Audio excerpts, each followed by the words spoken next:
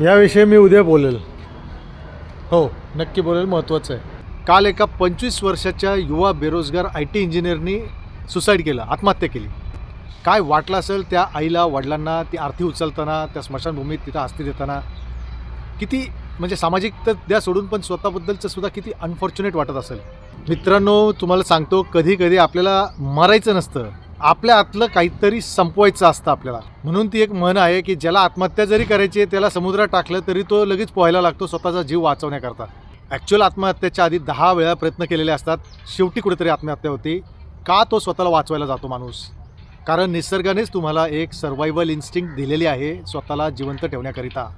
पण कधी-कधी काय होतं, की कधी-कधी जॉब प्रेशर, शिक्षणाचं, कामाचं, धंद्याचं सगळा प्रेशर खूप वाढतो. आपल्याला मुळात जीव द्यायचा नसतो, पण हा प्रेशर खूप वाढलेला असतो. अनबेरेबल होतो. मित्रांनो, तुम्हाला तो unbearable fear, pressure, self doubt त्याला मारायचं आहे, स्वतःला मारायचं नाही आहे. अहो, साधा विचार करा. शेतकरी उन्हाचं, पावसाचं दिवस-रात्र उभा राहतो. कुठला तरी डिलिव्हरी मॅन, ड्रायव्हर रात्री 2-2 वाजेपर्यंत काम करतात थोड्याशा पैशांसाठी.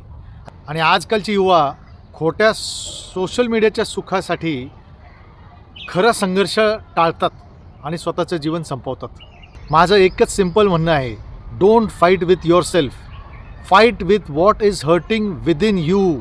You are stronger than this phase of your life. This is just a small phase.